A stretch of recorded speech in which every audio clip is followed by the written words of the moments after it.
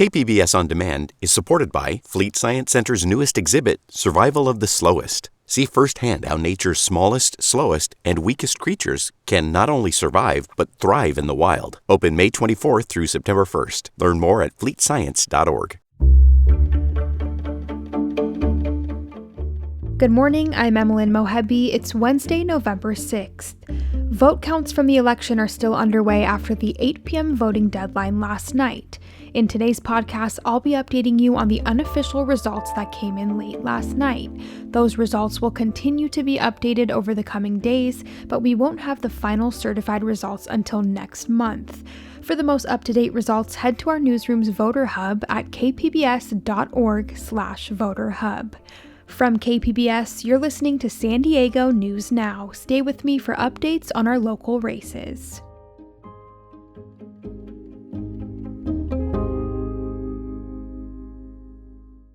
KPBS On Demand is supported by the National Conflict Resolution Center. Geopolitics, a divisive election year, and strained budgets are all topics that can create tension in the workplace. NCRC can help workplace leaders navigate polarizing issues with the Culture, Communication, and Conflict Certificate. More at ncrconline.com.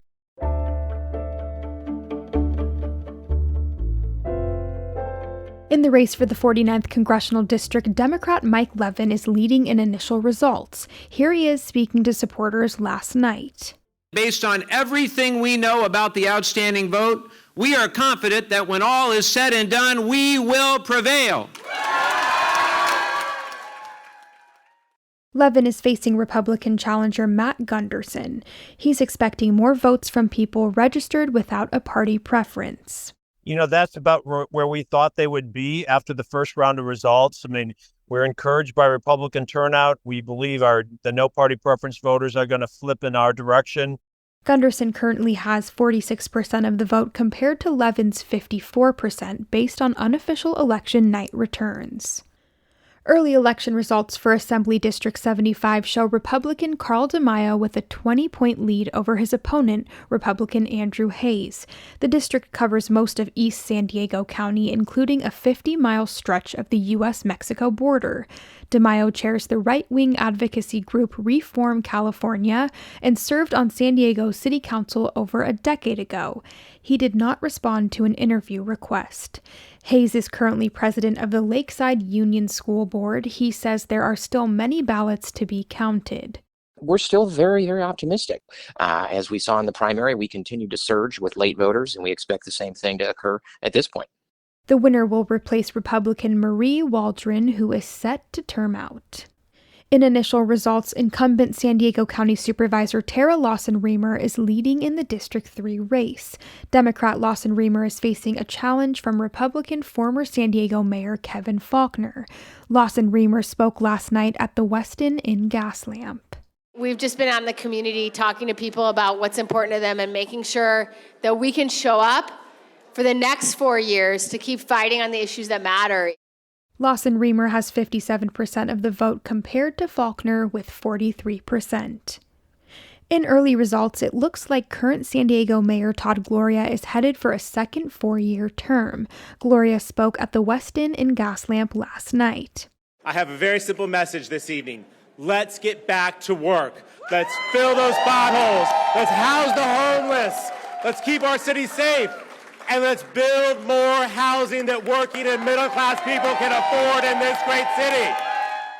Gloria was leading with 56% of the early vote against challenger Larry Turner, who has 44% of the vote. In the race for the next San Diego City Attorney, Democrat Heather Furbert is ahead of State Assembly member Brian Mainshine. Early results are in for the race for the Chula Vista City Council District 4 seat, which represents the southwest section of the city. So far, Cesar Fernandez is ahead with a significant lead over his opponent, Rudy Ramirez. Even though the race is not over yet, Ramirez says he's disappointed in the results so far, but he says he's relaxed. I'm at ease and I'm relaxed and I'm grateful for all the support that I got in the community. It's still too early to say who's the winner of this election. Election officials will continue counting ballots until early next week. The winner of this race will serve as the new city council member in District 4 for the next 4 years.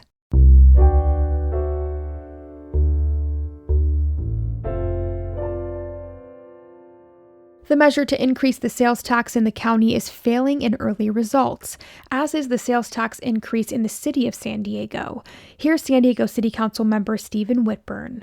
And as much as I support Measure E, as much as I think that it would do good for our city, I understand those who can't stomach the idea of having to pay more on top of what they're already paying. I get that.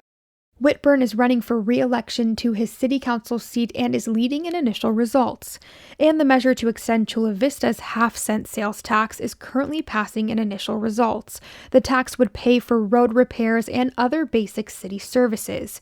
Moving on to the East County and Measure J, it would extend El Cajon's half-cent sales tax, which is currently set to expire in 2028. It is currently passing in initial results. And in the North County, voters were asked whether to extend Oceanside's half-cent sales tax to address homelessness, road repairs, modernize infrastructure, support youth programs, and improve public safety. It is currently passing in initial results. That wraps up our special election coverage for today. For more updates, head to our newsroom's Voter Hub at kpbs.org/voterhub. Join us again tomorrow for the day's top stories. I'm Emmeline Mohebi. Thanks for listening, and I hope you have a wonderful Wednesday.